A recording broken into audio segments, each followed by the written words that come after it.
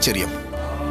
ஓலைகளை தேட வந்தால் திவ்ய தம்பதிகளான தாயாரும் பெருமாளும் சேர்ந்து சேவை சாதிக்கிறார்களே, என்னே அடியேனின் பாக்கியம்.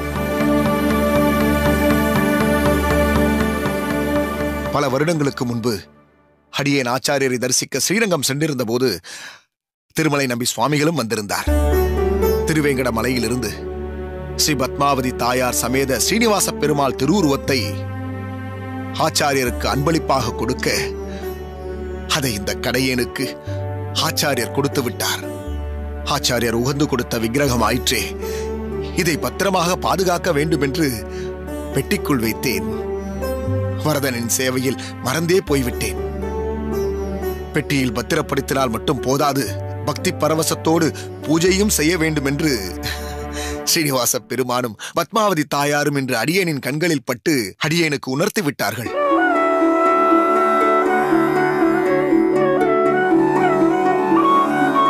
அடியேனின் பாக்கியமே பாக்கியம். அடியேன் தாசன்.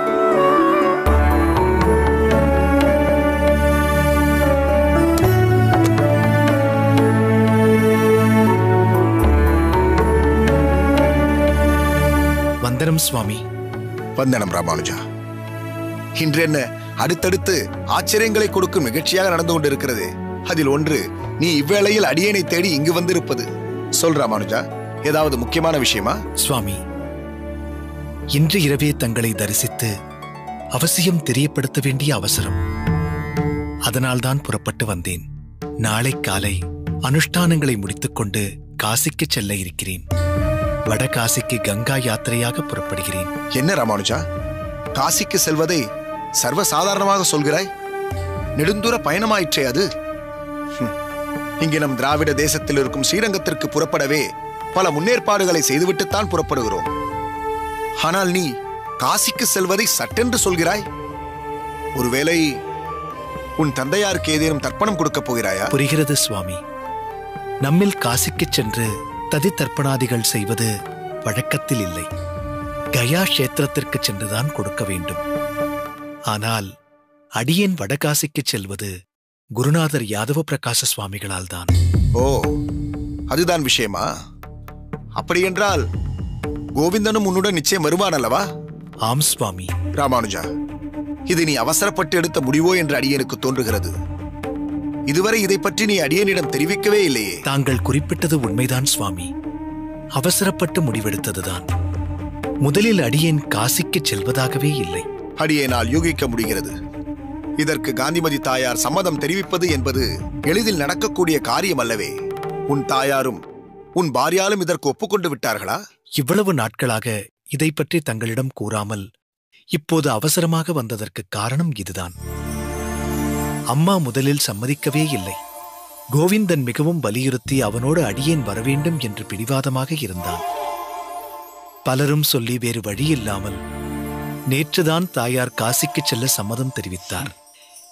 இப்பவும் தஞ்சாவிற்கு அடியேன் காசிக்கு செல்வதில் உடன்பாடு இல்லைதான். என்ன செய்வது? யாதவ பிரகாச சுவாமிகள் அடியேன் காசிக்கு வந்துதான் ஆக வேண்டும் என்று உத்தரவிட்டிருக்கிறார். ஓ, இவ்வளவு நடந்திருக்கிறதா? பிரம்மரட்சசின் விஷயத்தால் யாதவ பிரகாசர் உன் மீது சற்று வெறுப்புடன் இருப்பதாக இதற்கு முன்பு நீ தெரிவித்திருந்தாய். அப்படிப்பட்டவர் உன்னை தன்னுடன் காசி யாத்திரைக்கு அழைத்துச் செல்ல வாஞ்சையுடன் இருக்கிறார் என்றால் அதற்கு மதிப்பளிக்க வேண்டியது அவசியம்தான். இருப்பினும் அடியேன் காசிக்கு போவதா என்று யோசிக்கிறீர்களா சுவாமி? இல்லை ராமானுஜா, நீ காசிக்கு செல்வதில் அடியேனுக்கு எந்த ஆட்சேபனையும் இல்லை. ஆனால் யாதவ பிரகாசரின் கைப்பாவையாக இருக்கும் கோவிந்தன் காசி யாத்திரைக்கு செல்வதுதான் சற்று சஞ்சலத்தை ஏற்படுத்துகிறது. தங்களின் மன சஞ்சலம் ஒரு விதத்தில் நியாயமானதுதான் சுவாமி. தாங்கள் இதை குறிப்பிட்டுச் சொல்லும் பொழுது அடியேனுக்கும் அதன் அவசியம் என்னவென்று புரிகிறது. காலத்தின் கட்டாயம், விதியின் வீரியம் பிராராப்தப்படி நடக்கத்தானே செய்யும். எதிலும் ஒரு லீலையை அந்த வரதன் அரங்கேற்றுகிறான்.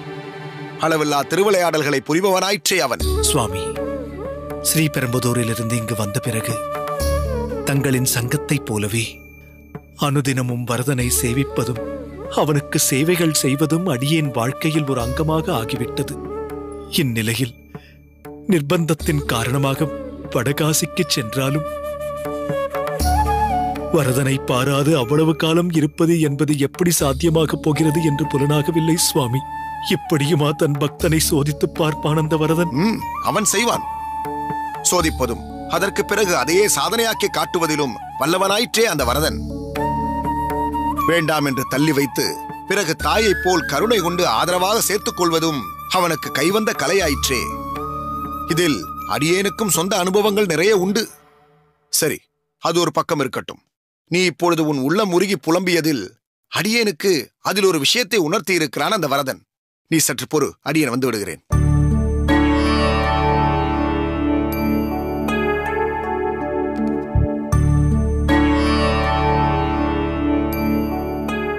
ராமானுஜா, இந்த பெட்டியை திறந்து பார்.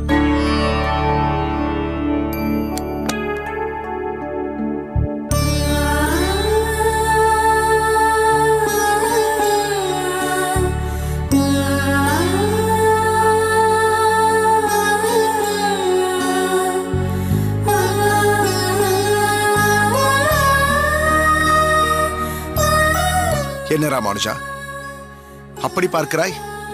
இவர்கள் வேறு யாரும் அல்ல, வரதனின் சொரூபமான ஸ்ரீனிவாசனும் பெருந்தேவி தாயாரான பத்மாவதி தாயாரும் தான். தம்பதி சமேதராக காட்சியளிக்கிறார்கள். யாதவ பிரகாசரோடு காசி யாத்திரைக்கு நீ செல்லும் பொழுது இவர்கள் இருவரும் உனக்கு ஒரு ரட்சையாக, பாதுகாப்பாக, உறுதுணையாக இருக்கட்டும். காஞ்சி வரதனையும் தாயாரையும் விட்டு செல்கிறோமே என்ற சிந்தனை இனி உனக்கு வேண்டாம். யாத்திரையை சுமூகமாக முடித்து நீ காஞ்சியம்பதி திரும்பியதும் இவர்களை அடியேனிடம் நீ சேர்ப்பித்து விடு. மிக்க நன்றி சுவாமி, மிக்க நன்றி. ஒப்பற்ற ஆச்சாரிய புருஷர்களை சங்கமாக பெற்றவன் எதைத்தான் அடைய முடியாது? அனைத்தும் அவன் கைவரப் பெறும். ராமானுஜா, மற்றும் ஒரு விஷயம். உனக்கு வழித்துணையாகவும் ரட்சையாகவும் அடியேன் இவர்களை அளித்தது போல கோவிந்தனுக்கும் ஒரு ரக்ஷா மந்திரமாக அடியேன் ஒரு பாசுரத்தை உன்னிடம் சொல்கிறேன். அதை நித்தியப்படி கோவிந்தனிடம் சேவிக்கச் சொல். அதற்கு பிறகு வரதனின் திருவுளம் என்னவோ அதன்படியே நடக்கட்டும். பாசுரத்தை செவிகுளிர சாதித்தருள வேண்டும் சுவாமி. ஏற்றான் புள்ளூர்ந்தான், எயிலறிந்தான், மார்விடந்தான், நீற்றான் நிழல்மணி வண்ணத்தான், கூற்றொருபால் மங்கையான், பூமகளான், வார்சடையான், நீள்முடியான், கங்கையான், நீள்கழலான் காப்பு. இதுதான் அந்த காப்பு, அதாவது ரட்சை பாசுரம். பொய்கையாழ்வார் அருளிய முதல் திருவந்தாதி. இதை என்றும் மறவாமல் கோவிந்தனை ஸ்ரத்தையுடன் சேவிக்கச் சொல். நிச்சயம் சுவாமி, தங்கள் உத்தரவுப்படியே செய்கிறேன் சுவாமி. சுவாமி, மேலும் ஒன்றை உங்களிடம் சொல்ல வேண்டும் என்பதில்லை. அடியேனின் கிரகத்திற்கும் தாங்களே பாதுகாப்பு அரணாக இருக்க வேண்டும். தந்தை பரமபதத்தை அடைந்த பின்னால் வெகு நாட்கள் தாயை பிரிந்து வெகு தூரம் செல்வது இதுதான் முதல் முறை. கவலைப்படாதே ராமானுஜா, வரதனின் திருவடியும் உனது கிரகமும் என்றும் அடியேனின் கண் பார்வையில் இருக்கும். நன்றி சுவாமி. சுவாமி, அடியேன் உத்தரவு வாங்கிக் கொள்கிறேன். சற்று பொறு ராமானுஜா. ஸ்ரீ பத்மாவதி தாயார் சமேத ஸ்ரீனிவாசரை தரிசித்து அவர்களுக்கு ஆராதனம் செய்து வெகு நாட்கள் ஆகிவிட்டது. இங்கு எங்கோ ஒரு மூலையில் மறைந்திருந்திருக்கிறார்கள். அதனால் அடியேன் அவர்களுக்கு குறைந்தபட்சம் பசும்பாலாவது அம்சி செய்துவிட்டு தருகிறேன். அதுவே அடியேன் செய்யும் பெரும் பாக்கியம். நீ காசிக்கு சென்று வரும் வரை இனி இவர்கள் உன்னுடையவர்கள்தான். அடியேன் சென்று பசும்பாலை காய்ச்சி விட்டு வருகிறேன். சரி சுவாமி.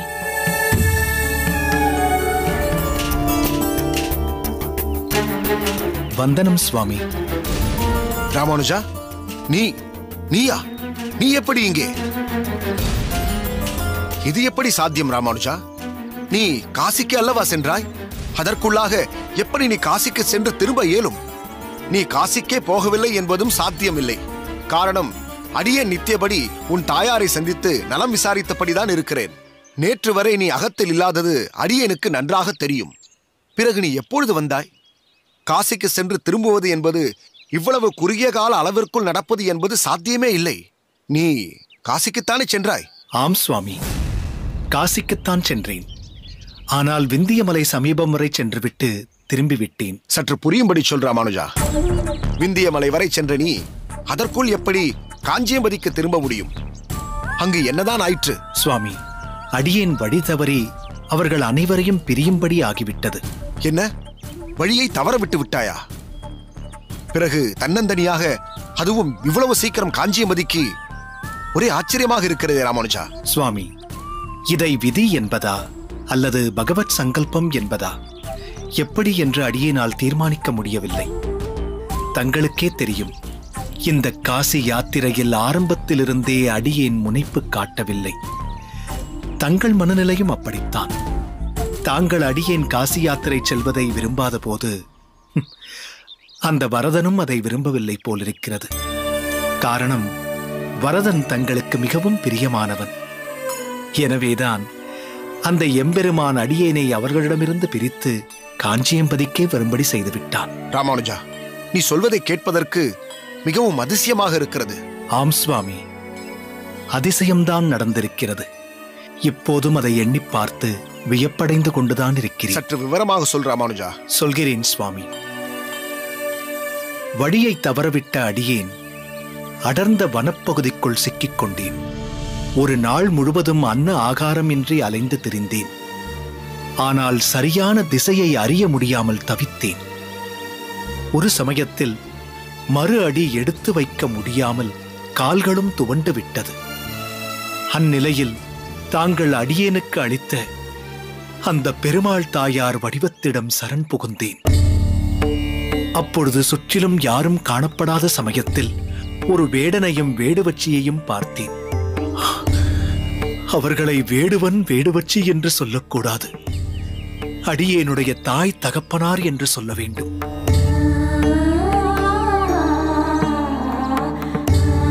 திக்குத் தெரியாத அக்காட்டில் வேடர் தந்தையாயிருந்து அடியேனை வழிநடத்தினார். அந்த வேடுவச்சி தாயாயிருந்து அடியேனுக்கு அன்னமிட்டாள். ஆத்மார்த்தமாக சொல்ல வேண்டும் என்றால் அவர்கள் கொடுத்தது தேனும் தினைமாவும் என்றாலும் அது அடியேனுக்கு தேவாமிர்தம் போல் இருந்தது. அத்தாய் பேசிய ஒவ்வொரு பேச்சிலும் அப்படி ஒரு வாத்சல்யம், தாயுள்ளம். கன்றினை அரவணைக்கும் தாய் பசு போல் ஒரு பரிவையும் அன்பையும் அவர் என்னிடம் வெளிப்படுத்தினார். அதில் அடியேன் கரைந்து போனேன், அடியேனையே மறந்து போனேன். அவர்களின் ஆலோசனைப்படி ஒரு நாள் இரவு பொழுது அவர்களுடன் தங்கியிருந்தேன். மறுநாள் பொழுது புலர்ந்ததும் அவர்கள் இட்ட வழக்காய் அடியேன் அவர்களை பின்தொடர்ந்து சென்றேன். ஆனால் வெகு தூரம் நடந்திருக்க வாய்ப்பில்லை. அப்போது அந்த வேடுவத்தாய்க்கு தாகம் எடுத்ததால் மிகவும் துவண்டு போய்விட்டார்கள். முதல் நாள் இரவே அத்தாய் தாகத்தால் தண்ணீர் வேண்ட அதை அடியேனால் நிறைவேற்ற முடியாமல் போய்விட்டது. அதனால் சற்றும் தாமதிக்காமல் அவர்களின் தாகத்தை தீர்க்க நினைத்தேன். அந்த வேடுவரும் அடியேனிடம் சற்று தொலைவில் ஒரு கிணறு இருக்கிறது, அதிலிருந்து நீர் எடுத்து வா என்றார். அவர் காட்டிய திசையில் ஓடிச் சென்று பார்த்தபோது கிணறும் இருந்தது, அதில் தண்ணீரும் இருந்தது. அக்கிணற்றின் அருகே சில சிவனடியார்களும் சில வைஷ்ணவர்களும் சென்று கொண்டிருப்பதைக் கண்டு மிகவும் ஆச்சரியப்பட்டு இந்த க்ஷேத்திரத்தின் பெயர் என்னவென்று ஒருவரை வினவினேன். அவர் சொன்ன பதில் அடியேனை மேலும் ஆச்சரியப்பட வைத்தது. அப்படி என்ன க்ஷேத்திரம் என்று அவர் சொன்னார்? சத்யவிரத க்ஷேத்திரமான காஞ்சியம்பதி. அதோ தெரிகிறதே, வரதனின் புண்ணிய கோடி விமானம் என்றார். அங்கிருந்தபடியே அடியேன் அந்த புண்ணிய கோடி விமானத்தை தரிசித்தேன். அடியேனின் கண்களை அடியேனாலேயே நம்ப முடியவில்லை. ஒரே ஒரு இரவு பொழுதை கடந்து அடுத்த நாள் காலை பொழுதில் விந்திய மலையிலிருந்த அடியேன் காஞ்சியம்பதியில் இருக்கிறேன். இது எப்படி சாத்தியம் என்று அடியேனுக்கு புரியவில்லை. அவசர அவசரமாக தண்ணீரை முகண்டு கொண்டு அந்த வேடுவ தம்பதியர் இருக்கும் இடத்திற்கு அடியேன் ஓடினேன். அங்கு நீ அவர்களை கண்டாயா? இல்லை. சுற்றிலும் பார்த்தேன், அவர்கள் எங்கேயும் இல்லை.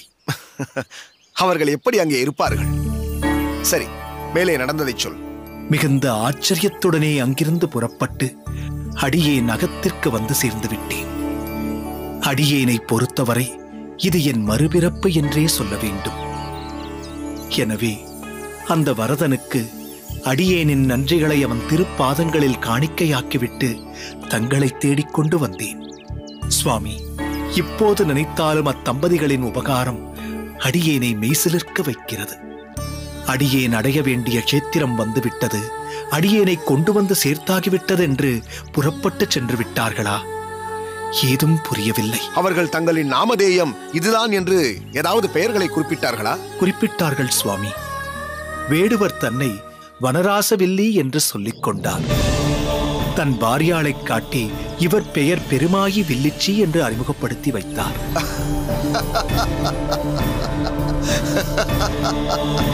சுவாமி, தாங்கள் சிரிப்பதின் அர்த்தம் அடியேனுக்கு விளங்கவில்லை. ராமானுஜா, அந்த வரதன் இருக்கிறானே, ஒரே சமயத்தில் நாட்டுக்குள்ளேயும் இருப்பான், காட்டுக்குள்ளேயும் இருப்பான்.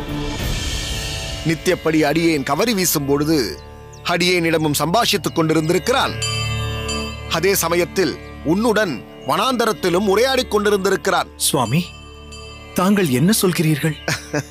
ராமானுஜா, வந்தது வனராசவில்லி இல்லை, வரதராஜன். உனக்கு உணவளித்தது பெருமாயி வில்லிச்சி இல்லை, பெருந்தேவி தாயார். இதுதான் பரமாத்மாவின் கருணா விலாசம். அவன் தன் பக்தர்களிடம் காட்டும் பரிவு, சரணாகதர்களை காக்கும் ரக்ஷணம், காப்பு எல்லாம். நாம் அவனை நோக்கி ஒரு அடி எடுத்து வைத்தால் அவன் நம்மை நோக்கி 1000 அடிகள் எடுத்து வைத்து விரைந்து வந்து நம்மை காக்கிறான், ரட்சிக்கிறான். அதனால் அன்றோ அவன் சரணாகத வத்சலன் என்றே அழைக்கப்படுகிறான். ராமானுஜா, சொந்தமும் பந்தமும் செல்வமும் எப்பொழுது வேண்டுமானாலும் நம்மை கைவிட்டு விடும். ஆனால் பகவான் ஒருபொழுதும் நம்மை கைவிட மாட்டார். வரதராஜன் நம்மை கைவிடவே மாட்டார். தன்னை சரண் புகுந்தவர்களை காப்பது தன் தலையாய கடமையாகவே அவன் நினைத்திருக்கிறான். அதன்படியே உன்னையும் காப்பாற்றி இருக்கிறான். அடியேன் உன்னிடம் பலமுறை சொல்லி இருக்கிறேனே ராமானுஜா, உன்னுடைய வாழ்க்கையை நீ வழிநடத்தவில்லை, அந்த வரதன் தான் வழிநடத்துகிறான். அது ஏற்கனவே தீர்மானிக்கப்பட்டிருக்கிறது. நீ எல்லாவற்றிற்கும் ஓர் உதாரணமாயிருக்கிறாய். ஏதோ ஒரு காரணத்தால் வழிதவறி வந்துவிட்டேன் என்றாயே, ஏதோ ஒரு காரணத்தால் அல்ல. உன்னால் இந்த சம்பிரதாயத்திற்கு ஆற்ற வேண்டிய பணிகள் அநேகம் இருக்கிறது என்பதுதான் வரதனின் தீர்மானம். அதன்படி நீ உன் வேத வேதாந்த படிப்புகளை இன்னும் விரைந்து கற்று பல வழிகளில் சம்பிரதாயத்தை அபிவிருத்தி செய்ய வேண்டிய பெரிய பொறுப்பு உனக்கு இருக்கிறது. சுவாமி, இச்சமயத்தில் அடியேன் ஒன்றை தங்களிடம் தெரிவிக்க விரும்புகின்றேன். இப்போது வரதனின் சன்னதியில் ஒரு கோரிக்கையை முன்வைத்து உறுதியும் எடுத்துக்கொண்டு வந்துள்ளேன். அது என்ன உறுதி ராமானுஜா? அடியேன் இனி வேத வேதாந்த விஷயங்களை கற்கும் விஷயத்தில் இறங்கப் போவதில்லை. படித்தவரை போதும் என்று தீர்மானித்து விட்டேன். இனி அந்த வரதனே கதி என்றும், தாங்கள்தான் அடியேனின் வழிகாட்டி, குரு, ஆசான் எல்லாம் என்றும் முடிவெடுத்து விட்டேன். இனி வித்தைக்கு ஒரு ஆசான், சம்பிரதாயத்துக்கு ஒரு குரு என்று இல்லாமல் தாங்கள் இட்ட வழக்காக இனி இருக்கப் போகிறேன். தாங்கள் அடியேனுக்கு வழிகாட்டுங்கள், அதன்படி அடியேன் பணிபுரிகிறேன். இனி ஏட்டுக்கல்வி வேண்டாம் சுவாமி, வித்தையில் அடியேனுக்கு நாட்டம் இல்லை. ராமானுஜா, நீ அப்படி சொல்வது முறையல்ல. நீ கற்கும் வித்யை உன் விருப்பமோ மற்றவர்களின் விருப்பமோ அல்ல. உன் தகப்பனாரின் விருப்பம் அபிலாஷை. உன் தகப்பனார் மிகப்பெரிய வேத வித்து. அவருக்கு தெரியும், தன் மகன் வேதத்தை கற்று ஒரு பண்டிதனாக மட்டும் இருக்கப் போவதில்லை. பரந்த இப்பூமிக்கு ஓர் சூரியன் எப்படி ஒளி கொடுக்கிறானோ அதேபோல் தன் புத்திரனும் ஒளி தீபமாக, சம்பிரதாய அபிவிருத்தி சிரேஷ்டனாக, பலரும் பின்பற்றும் ஓர் ஒப்பற்ற தலைமகனாக திகழப்போகிறான் என்பதை தன் மனதில் கொண்டுதான் உன்னை பாடசாலைக்கு அனுப்பி வைத்திருக்கிறார். அடியேனை கேட்டால் நீ படிக்கும் வேதாந்தமே பகவத் சேவை என்றுதான் சொல்வேன். ராமானுஜா, உன் வாழ்க்கையில் ஆன்மீகம், பௌதீகம் என்று இரண்டு இல்லை. ஆன்மீகம் மட்டுமே இருக்கிறது. உன்னுடைய ஒவ்வொரு க்ஷணமும் பகவத் சேவையும் அதை ஒட்டிய விஷயங்களும் தான் என்று பகவான் நினைக்கிறார். சதா சர்வகாலமும் பயன்படாத சில புலன் விஷயங்களின் பால் ஈர்க்கப்பட்டு இந்த சம்சார சாகரத்தில் தத்தளித்துக் கொண்டிருக்கும் பல கோடி ஜீவன்களை நீ உய்விக்க வழிவகை செய்ய வேண்டும் என்பதுதான் அந்த வரதனின் மேலான விருப்பம். அதற்கு உன்னுள் ஏற்கனவே இருக்கும் ஞானம், பக்தி, வைராக்கியம், அனுபவம் இவற்றையெல்லாம் நீ பெற்றிருந்தாலும் பலரை நம் சம்பிரதாய விஷயங்களில் ஈடுபடும்படி நீ செய்ய வேண்டும் என்றால் நுணுக்கமான பல விஷயங்களை நீ ஐயம் தெளிவு பெற உள்ளார்ந்து நீ கற்க வேண்டியது அவசியம். அதற்கு வேதத்திலிருந்தும் வேதாந்தத்திலிருந்தும் பல குறிப்புகளை கோட்பாடுகளை எல்லோரும் அறியும்படியாக மிகவும் எளிதில் உணரும்படி எடுத்துரைக்க வேண்டிய கட்டாயமும் பொறுப்பும் உனக்கு இருப்பதாகவே அடியே நினைக்கிறேன். இல்லை என்றால் இப்பொழுதிருக்கும் பண்டிதர்கள், படிப்பாளிகள், அறிவாளிகள், பாண்டித்யம் மிக்கவர்கள் நீ சொல்வதை ஏற்க மறுப்பார்கள். எனவே நுணுக்கமாக பலவற்றை அறிந்து அதில் நீ நிபுணத்துவம் பெற வேண்டியது மிக மிக அவசியம். உன் ஞானமும் சாஸ்திரமும் ஒன்று என்பதை நிரூபிக்கும் வகையில் உனது மேற்கோள்கள் இருக்க வேண்டியது கட்டாயமாகிறது ராமானுஜா. அதற்காகவாவது நீ தொடர்ந்து வித்யையை கற்க வேண்டியது அவசியமாகிறது. இதை நீ மற்றவர்களைப் போல் ஜீவனோ உபாயத்திற்காக கற்கவில்லை. சம்பிரதாய அபிவிருத்திக்காக நீ செய்ய வேண்டிய அற்புதமான காரியம். அதனால் நீ எதை பற்றியும் கவலைப்படாதே. அந்த வரதன் உன்னோடு இருப்பான். எந்த கஷ்டம் வந்தாலும், எந்த எதிர்ப்பு இடர்பாடு வந்தாலும், எந்த துக்கம் வந்தாலும், துயரம் வந்தாலும் வரதன் உன்னோடு இருப்பான். உன்னை வழியும் நடத்துவான். ராமானுஜன் என்னவாக ஆக வேண்டுமோ அது வரதனின் தீர்மானம். அதனால் அடியேனை போன்றவர்களை உதாரணமாக எடுத்துக்கொண்டு இந்த அளவிற்கு ஈடுபட்டால் போதும் என்று நீ நினைக்க வேண்டாம். அடியேன் செய்யும் சேவை என்பது வரதன் அமைத்துக் கொடுத்த ஒரு குறுகிய வட்டம், ஆச்சாரியருடைய கிருபை. ஆனால் அடியேனுக்கும் ஒரு உயர்த்தி ஏற்பட போகிறது என்றால் அது உன்னுடைய சம்பந்தத்தால் தான் ஏற்பட போகிறது ராமானுஜா. ஒன்றை உணர்ந்து கொள் ராமானுஜா, நீ தலைவன், நாங்கள் எல்லோரும் உன் தொண்டர்கள், பலரும் உனது தாசானு தாசர்கள். நீ முன்னோக்கி போ.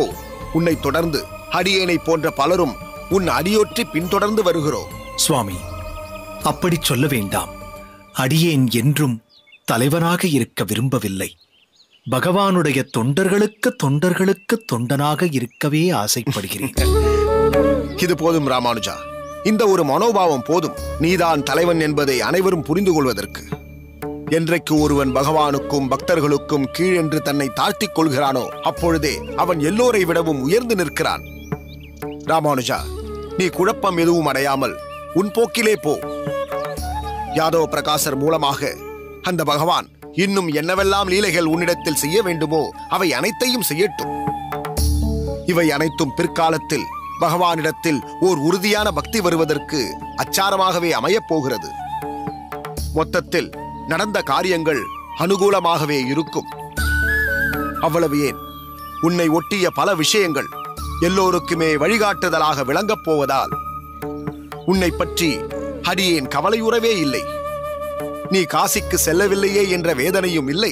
அதனால் எந்த நஷ்டமும் கிடையாது.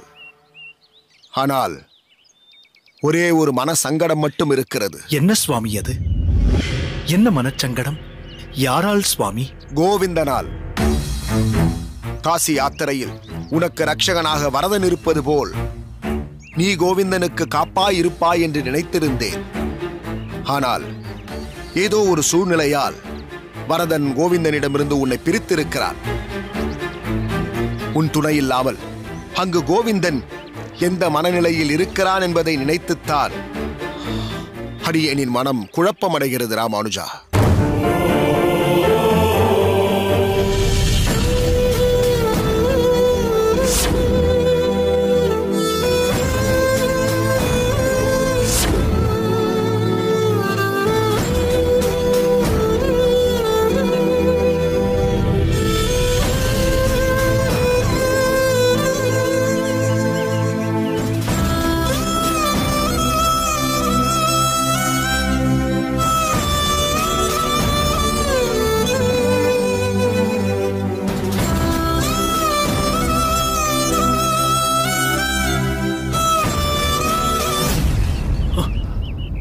சுவாமி, பதட்டப்பட வேண்டாம். என்னவாயிற்று ராமானுஜா? எதையோ பறிகொடுத்தது போல் இப்படி உட்கார்ந்து கொண்டிருக்கிறாய். என்ன விஷயம்? தாங்கள் கோயிலில் ஆலவட்ட கைங்கரியம் முடித்து மதியம் நடை சாத்திய பிறகு இங்கு வருவீர்கள் என்று எதிர்பார்த்து காத்துக் கொண்டிருந்தேன். அப்படி என்ன அவசரம் ராமானுஜா?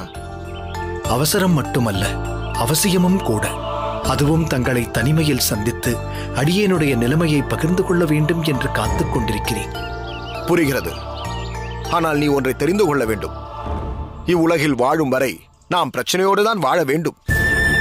எந்த ஒரு மனிதன் தனக்கு பிரச்சனைகளே இல்லை என்று சொல்கிறானோ அவன் தவறான பாதையில் பிரயாணித்துக் கொண்டிருக்கிறான் என்றுதான் அர்த்தம். பிரச்சனை நம்மை பக்குவப்படுத்தும். அதை சந்தித்து தீர்வு காண்பதுதான் நமது பணியே. தாங்களா இப்படி கூறுவது? பிறகு பூலோகத்தின் விதியே பிரச்சனைகளை சந்திப்பதுதானே. பகவானே பூலோகத்தில் அவதாரம் எடுக்கும் காலங்களில் அவன் சந்திக்காத பிரச்சனைகளா? பகவான் பூலோகத்தில் தோன்றும் பொழுது அவனை சிந்தித்தவர்களை விட நிந்தித்தவர்களே அதிகம். அதிலும் நீ ஒரு கிரகஸ்தன். குடும்ப வாழ்க்கையில் ஈடுபடுபவர்களுக்கு பிரச்சனை என்பது இயல்புதானே ராமானுஜா? குடும்பத்தில் பிரச்சனை வந்தால் கவலை இல்லை, பேசி தீர்த்துக் கொள்ளலாம். குருநாதரிடம் பிரச்சனை வந்தால்? என்ன சொல்கிறாய்? மீண்டும் பாடசாலையில் ஏதாவது பிரச்சனையா? அடியேன் கூட தஞ்சமாம்பாள் தான் எதையோ புரிந்து கொள்ளாமல் ஏதோ சொல்லியிருக்கிறாள் என்று நினைத்தேன். அவைகள் மறுக்கக்கூடியதாக இருந்தாலும் எளிதில் மறக்கக்கூடியதாகவும் இருக்கிறது. ஆனால் பாடசாலையில் கல்வி கற்கப் போவது வேதத்தின் அர்த்தங்களை தெரிந்து கொள்வதற்காகத்தான். ஆனால் யாதவ பிரகாசரின் பாடசாலையில் மட்டும் அனைத்தும் அனர்த்தங்களாக இருக்கிறது. என்னவாயிற்று ராமானுஜா? யாதவ பிரகாச சுவாமிகளின் வியாக்கியானங்கள் நம் சம்பிரதாயத்திற்கு எதிராக இருக்கிறது. இருக்கட்டும், அதை திருத்தி பணி கொள்ளவே உன்னை எங்க அனுப்பி இருக்கிறோம். இன்று யாதவ பிரகாசர் சத்தியம் அனந்தம் பிரம்மம் மிக அழகாக ஆரம்பித்து அவசியமற்ற அர்த்தங்களுடன் அடியேனை கலங்கச் செய்து விட்டார். என் தந்தையிடமும் மாமா திருமலை நம்பிகளிடமும் பயின்ற சத் விஷயங்களை கொச்சைப்படுத்தி அடியேனை இம்சித்து விட்டார். பரம்பொருளானது சத்தியம், ஞானம், அனந்தம். இதை தவிர வேறு குணங்கள் பரபிரம்மத்திற்கு இல்லை. மொத்தத்தில் பிரம்மம் அதன் தன்மை என்று இரண்டு இல்லை. தன்மையே பிரம்மமாக இருக்கிறது. சத்தியம், ஞானம், அனந்தம் என்று பல்வேறு குணங்களை, பண்புகளை உடையது பிரம்மம் என்று சொல்லப்படுகிறது. இந்த குணங்கள் மட்டுமே பிரம்மம் என்று சொல்ல முடியாது. இந்த யாதவ பிரகாசனின் கருத்தை பொய் என்று உரைக்கும் இந்த ராமானுஜனை பாடசாலையை விட்டு துரத்தப் போகிறேன்.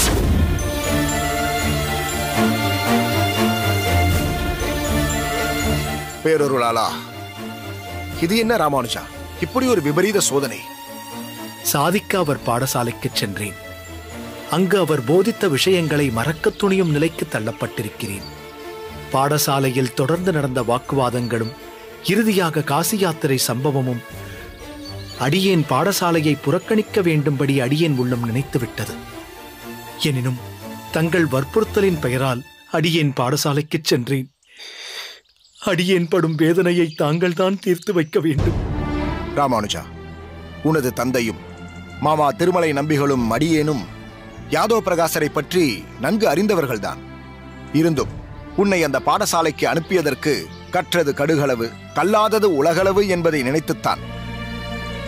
ஆனால் சத்தியம், ஞானம், அனந்தம் பிரம்மத்தில் அவர் சொன்னது அனைத்துமே அசத்தியம், எவராலுமே ஏற்றுக்கொள்ள முடியாத ஒரு அனர்த்தம். வேண்டாம் ராமானுஜா, இனி நீ அந்த பாடசாலைக்கு செல்ல வேண்டாம். மீண்டும் யாதவ பிரகாசரே வந்து அழைத்தாலும் நீயும் சரி, அடியேனும் சரி, மறுத்து விடுவோம். நாளை முதல் உன் விருப்பப்படி சாலை கிணற்றிலிருந்து வரதனுக்கும் பெருந்தேவி தாயாருக்கும் தீர்த்த கைங்கரியம் செய்ய ஆரம்பித்து விடு. இதுவரை நீ கற்ற வேத சாஸ்திரங்கள் இனி நம் சம்பிரதாயத்தை நீ பூரணமாக அறிவதற்கு உனக்கு பயன்படட்டும். மிக்க நன்றி. தாங்கள் ஒருவேளை மீண்டும் அடியேனை அனைத்தையும் மறந்து பாடசாலைக்கு செல் என்று சொல்வீர்களோ என்று நினைத்தேன். இனி அடியேன் வரதனுக்கு தீர்த்த கைங்கரியம் செய்து கொண்டு தங்கள் நிழலிலேயே வாசம் செய்வேன். இது அடியேனின் எண்ணம் மட்டுமல்ல ராமானுஜா, பெருந்தேவி தாயாரின் எண்ணமும் கூட. புரியவில்லை சுவாமி. விந்தியமலை காட்டில் நீ திக்கு தெரியாமல் அலைந்து கொண்டிருந்த பொழுது உனக்கு ஏன் பெருந்தேவி சமேதராய் இந்த தேவாதி ராஜன் வேடனாய் வேடுவச்சியாய் காட்சி கொடுக்க வேண்டும்? உலகத்தாரின் தாகத்தையே தீர்த்து வைக்கும் அந்த தாய்க்கு எதற்கு தாகம் எடுக்க வேண்டும்? அந்த தாகத்தை தீர்க்க நீ ஏன் சாலை கிணற்றிலிருந்து நீர் இறைக்க வேண்டும்? அதற்கு காரணம், ராமானுஜா, நீ படித்தது போதும், இனி எனக்கு தீர்த்த கைங்கரியம் செய் என்று அந்த பெருந்தேவி தாயார் சொல்லாமல் சொல்லிவிட்டாள். எல்லாவற்றிற்கும் மேலாக மாமன் செய்யும் பணியை மருமகனும் செய்வான் என்பது வழக்கில் உள்ள மொழி. உன் மாமா திருமலை நம்பிகள் திருமலையில் ஸ்ரீனிவாச பெருமானுக்கு தீர்த்த கைங்கரியம் செய்கிறார். நீ அவரின் மருமகன். இங்கு காஞ்சியம்பதியில் வரதராஜனுக்கும் பெருந்தேவி தாயாருக்கும் தீர்த்த கைங்கரியம் செய்யப் போகிறாய். சலனமின்றி அகத்திற்குச் செல். உன் கவலைகளை மறந்து நிம்மதியாக இரு. நாளை காலை உதயமாகும் நாழிகையில் கோயிலுக்கு வந்து உன் கைங்கரியத்தை தொடங்கு. இனி உன் வாழ்வில் புது அத்தியாயம் தொடங்கப் போகிறது ராமானுஜா.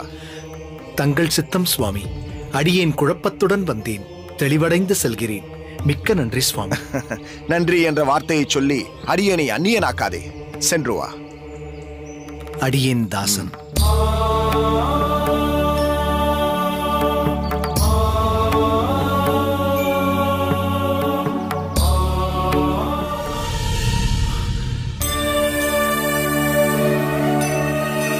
ராமானுஜா, சற்று நில். சாரதி, சாமி, நீ சென்று பட்டரிடம் இதை சேர்ப்பித்து விடு. அடியேன் வந்து விடுகிறேன். ஆகட்டும் சாமி.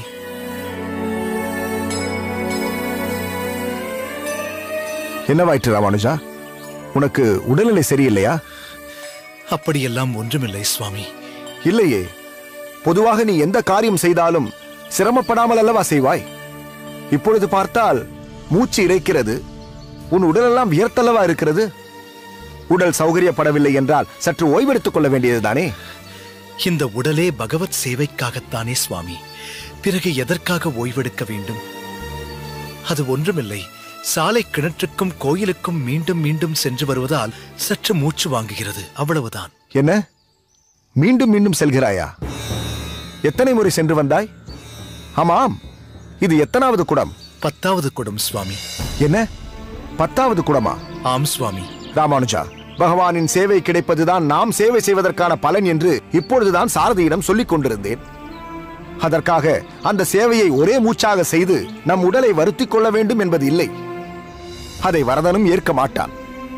பிறகு ஆரோக்கிய குறைவு ஏற்பட்டு தேகம் படுத்து விட்டால் 2-3 தினங்களுக்கு இப்பொழுது செய்து கொண்டிருக்கும் சேவையை செய்ய முடியாமல் போய்விடாதா?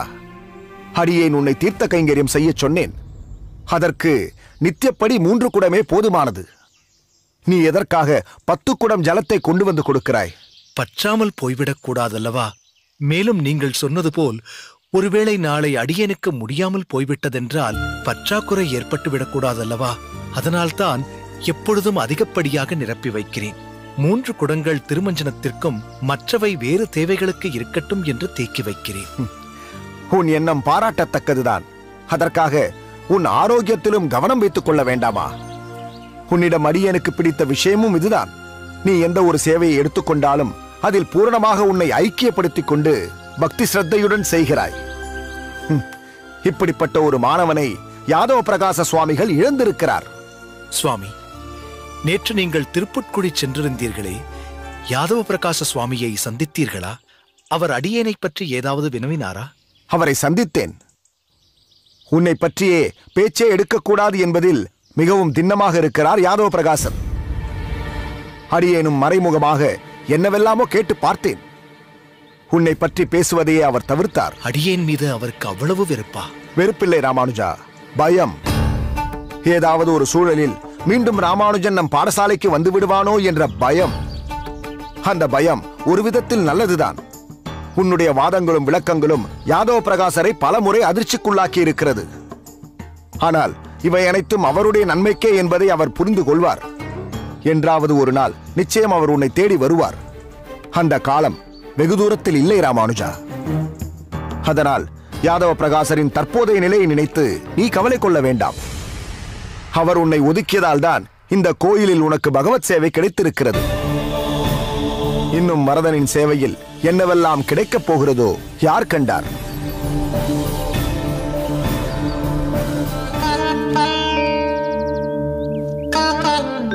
சுவாமி,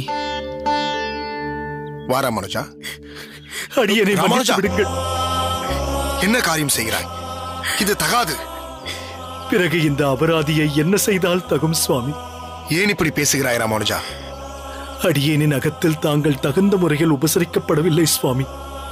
அது அடியேனின் மனதை பெரும் பாரத்தில் ஆழ்த்தியுள்ளது. யார் சொன்னது அப்படி? உன் அனுமானம் தவறானது ராமானுஜா. அடியேன் தகுந்த முறையில் தான் உபசரிக்கப்பட்டேன். திருப்தியாகத்தான் அமுதும் செய்துவிட்டு வந்தேன். எதையும் சாதாரணமாக எடுத்துக்கொள்ளும் இயல்பு தங்களுடையது.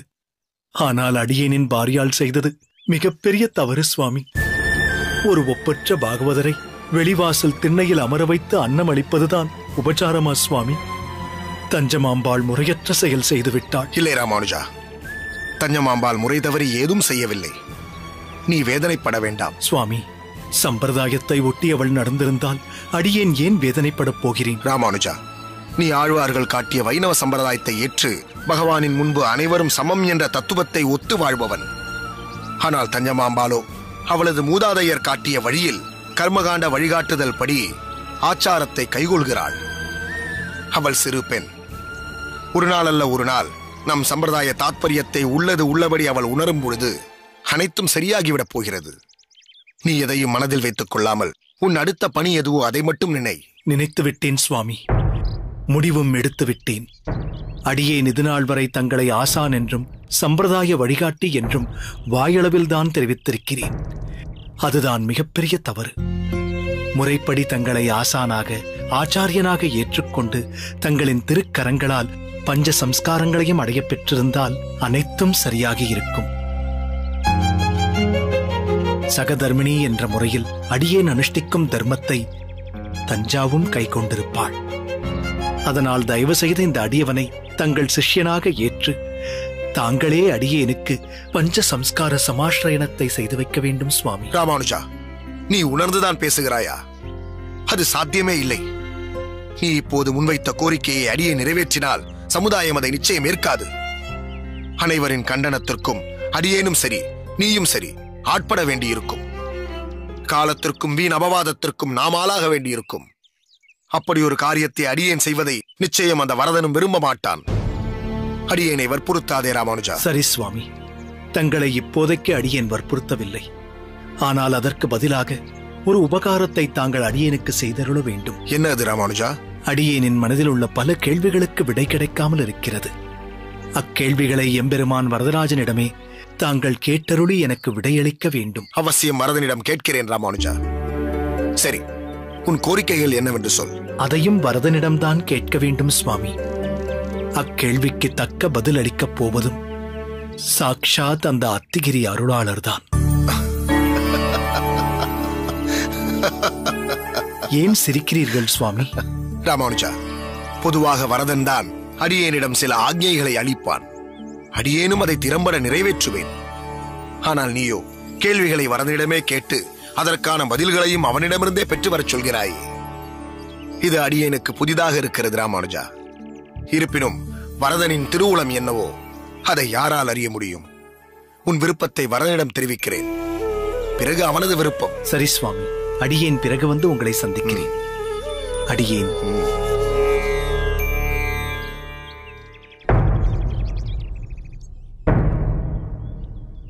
தஞ்சாவின் விஷயத்தில் சுவாமிகள் எதையும் மனதில் வைத்துக் கொள்ளக்கூடாது சுவாமி. அப்படி ஒரு சம்பவம் நடந்ததையே அடியேன் முழுவதுமாக மறந்துவிட்டேன்.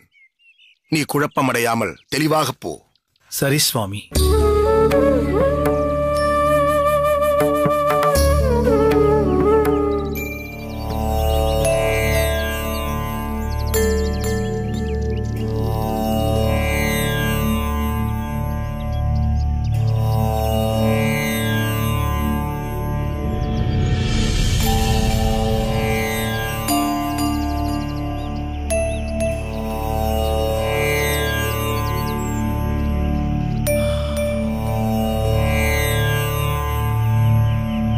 ராமானுஜா, சுவாமி, தாசன் அடியேன். நீ எப்போது வந்தாய் ராமானுஜா? ஏன் இங்கேயே நின்று கொண்டிருக்கிறாய்? சற்று நேரம் முன்புதான் வந்தேன் சுவாமி. தங்கள் அனுஷ்டானங்களுக்கு இடையூறு செய்ய வேண்டாம் என்றுதான் மடத்திற்கு வராமல் இங்கேயே காத்துக் கொண்டிருந்தேன். அடியேனின் கோரிக்கையை தாங்கள் வரதனின் திருப்பாதத்தில் வைத்தீர்களா சுவாமி? அதற்கு வரதன் என்ன திருவாய் மலர்ந்தார் என்பதை நினைத்து நேற்றிரவு அடியேனுக்கு உறக்கமே வரவில்லை சுவாமி. வரதன் அளித்த பதில்களை தங்கள் மூலம் அறிந்து கொண்டால் அடியேன் மிகவும் தன்யனாவேன் சுவாமி. சுவாமி, வரதனிடம் நேற்று இரவு சம்பாஷிக்க முடிந்ததா? வரதன் அடியேனின் சந்தேகங்களுக்கு விடை கொடுத்து விட்டாரா? அவை அடியேனுக்கு அனுகூலமாக இருக்கிறதா? உன் மனதில் எழுந்த கேள்விகளின் மூலம் அடியேனுக்கும் ஒரு அனுகூலமான பதிலை வரதன் அருளியிருக்கிறான். வரதன் உன் 6 சந்தேகங்களுக்கும் விளக்கம் அளித்து விட்டான். என்ன ராமானுஜா, உன் மனதில் தோன்றிய சந்தேகங்கள் 6தானே? ஆம் சுவாமி, 6 வினாக்களே அடியேனின் ஆழ்மனதில் அலையாய் எழுந்தவை. ஒவ்வொன்றாய் தாங்கள் அடியேனுக்கு தெரியப்படுத்தும்படி யாசிக்கிறேன் சுவாமி. அகமேவ பரம் தத்துவம் என்பதுதான் வரதன் அருளிய முதல் வாக்கியம். தாமே பரம்பொருள் என்ற பரம சத்தியத்தையும் ரகசியத்தையும் தன் முதல் வாக்கிலேயே வெளிப்படுத்தியிருக்கிறான் வரதன். ஆஹா, 12 ஆதித்யர்கள், ஏகாதசம் என்ற 11 ருத்ரர்கள், அஷ்டவசுக்கள் மற்றும் அஸ்வினி குமாரர்களான 2 உள்ளிட்ட சகல தேவதைகளாலும் இப்பிரபஞ்ச வாழ்க்கை இயக்கப்பட்டாலும் அந்தந்த நிலையில் அவர்களை இருத்தி அவர்கள் அனைவரையும் இயக்கும் பரம தத்துவம் பகவானே என்றும் தாமே உணர வேண்டிய பரபிரம்மம் என்றும் பட்டவர்த்தனமாக தெரிவித்து விட்டார் வரதன். சுவாமி, 2வது பதிலை தந்தருள வேண்டும். தர்சனம் வேத ஏவச்ச. பரம்பொருளுக்கு தத்துவத்திற்கு பேதம் இருக்கிறது என்று அருளியிருக்கிறான். ஜீவாத்மா வேறு, பரமாத்மா வேறு. அப்படி என்றால் ஜீவனும் பரமனும் என்றுமே ஒன்றாக முடியாது. அவர்களுக்குள் பேதம் இருக்கிறது. ஜீவாத்மாவின் லட்சணம் பரமாத்மாவிற்கு என்றும் பணி செய்து, அதாவது கைங்கரியம் செய்து மகிழ்வதே என்று உறுதிப்படுத்தி விட்டான் அந்த பரந்தாமன். சுவாமி, 3வது விடை. மோக்ஷோபாய பிரபத்தி சியாத். அதாவது பிரபத்தி என்னும் சரணாகதியே மோட்சத்தை, முக்தியை அடையும் வழி. 4வது வாக்கியம் சுவாமி. அந்திம ஸ்மிருதி வர்ஜனம். அதாவது தன்னை சரணடைந்தவர்கள், பிரபத்தி செய்தவர்கள் மரணத் தருவாயில் தன்னை நினைக்க வேண்டும் என்ற கட்டாயம் இல்லை. தன்னிடம் ஒருமுறை சரணாகதி அடைந்துவிட்டாலே போதும் என்கிறான் வரதன். இறுதி காலத்தில் ஒருவேளை நம்மால் முடியவில்லை என்றாலும் அவனை பற்றிய நினைப்பை அந்த வரதனை அளிப்பான் போலும். 5வது வாக்கியம் சுவாமி. தேகாவசானே முக்தி சியாத். ஆஹா, என்னே ஒரு சத்திய வாக்கு. மாயாவாதிகளின் கொள்கைப்படி இவ்வுடலில் வாழும்போதே முக்தி என்னும் வாக்கியத்தை உடைத்து இச்சரீரத்தை விட்டு ஆத்மா பிரிந்தபின் அந்த சரணாகதனுக்கு மோட்சம் நிச்சயம் என்று ஓர் உன்னத வாக்கை அளித்து விட்டார் அந்த கருணாமூர்த்தி. 6வது வாக்கியம் சுவாமி. இறுதியாக வரதன் சொன்ன அந்த 6வது வார்த்தை உனக்கான விடை என்றாலும் அடியேனுக்கும் அது பெருத்த நிம்மதியை தந்திருக்கிறது. என்ன சுவாமி? பூர்ணாச்சாரிய சமாஸ்ரயா. அதாவது மகா பூர்ணர் என்று அழைக்கப்படும் பெரிய நம்பி சுவாமிகளையே நீ உனது ஆசானாக, ஆச்சாரியனாக ஆசிரயிக்க வேண்டும். என்ன ராமானுஜா, உனது குழப்பங்கள் இப்பொழுது தீர்ந்ததா? தீர்ந்தது சுவாமி. சித்தம் தெளிந்தது சுவாமி. பரிபூர்ணனான பகவானை உள்ளது உள்ளபடி அறிய மகாச்சாரியரின் அனுகிரகம் வேண்டும். அதற்கு மகாபூர்ணர் பெரிய நம்பி சுவாமிகளிடம் அடியேன் தஞ்சமடைய வேண்டும். அவர் உணர்த்தும் போதனைகளை சிரமேற்கொண்டு செயலாற்ற வேண்டும். அவ்வகையில் பெரிய நம்பி சுவாமிகளை உடனே சென்று தரிசித்து பஞ்ச சம்ஸ்காரங்களையும் பெற வேண்டும். அதுதான் அடியேனுடைய தலையாய கடமை. சுவாமி, வரதனின் அருள் வார்த்தைகளை அடியேனிடம் கொண்டு சேர்த்த உத்தம குணாளர் தாங்கள். அதற்கு இஜென்மம் முழுவதும் தங்களுக்கு பக்தி கொண்டவனாக இருப்பேன். ராமானுஜா, நீ ஒன்றை மனதில் நினைக்கிறாய். வரதன் அதற்கான பதிலை தெரிவிக்கிறான். இடையில் அடியேன் எதற்கு என்றே புரியவில்லை. இருப்பினும் உங்கள் இருவரின் இந்த உன்னதமான உறவில், சம்பாஷணையில் அடியேனுக்கும் ஒரு பங்கு கிடைத்திருப்பதில் அடியேனுக்கு பெரிதும் மகிழ்ச்சி. வரதன் உனக்களித்த இந்த உயர்ந்த தத்துவத்தை உலகத்தார் அனைவருக்கும் நீ வாரி வழங்க வேண்டும். உன் மூலம் இந்த சமுதாயத்திற்கு மிகப்பெரிய விடிவு ஒன்று கிடைக்க வேண்டும். அதுவே இந்த அடியவனின் அபிலாஷை. தங்கள் வாக்கை மெய்யாக்க பாடுபடுவேன் சுவாமி.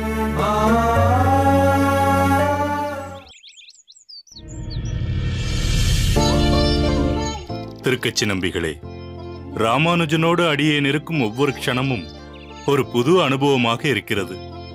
அடியேன் ராமானுஜனுக்கு ஆச்சாரியர் போதித்ததை கற்றுக் கொடுக்கும் பொழுது அதிலிருந்து அவன் கேட்கும் கேள்விகள் அடியேனை வியப்பில் ஆழ்த்துகிறது. அடியேன் கற்றவைகள் அனைத்தையும் மீண்டும் புதுப்பித்துக் கொள்வது போல் இருக்கிறது. இந்த 6 மாத காலத்தில் ராமானுஜனுக்கு கற்றுக் கொடுக்க வேண்டிய சம்பிரதாய விஷயங்களை பெருவாரியாக முடித்துவிட்டேன் என்றுதான் சொல்ல வேண்டும். நல்லது நம்பிகளே.